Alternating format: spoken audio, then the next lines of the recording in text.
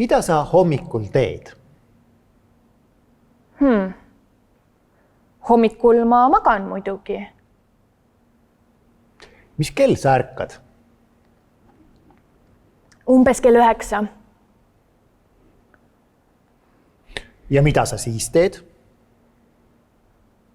Tõusen üles, siis teen kohvi ja joon kohvi ja söön 2 küpsist. Ja mida sa siis teed? Siis käin duši all ja pesen hambaid. Ja mida sa pärast seda teed? Pärast seda ma loen uudiseid internetis ja istun natuke Facebookis. Ja mida sa siis teed?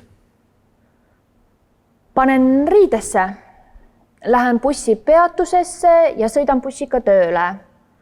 Ja nüüd olen tööl, joon natuke kohvi ja hakkan töötama. Mis kellani sa täna töötad? Umbes kella 5. Ja mida sa õhtul teed? No esmaspäeviti käin alati karatetrennis. Teisipäeviti ja neljapäeviti käin esperanto keele kursusel. Kolmapäeviti käin karaokebaaris. Reedeti... Kas sa mõnikord kodus ka oled? Jaa, reede õhtul olen alati kodus.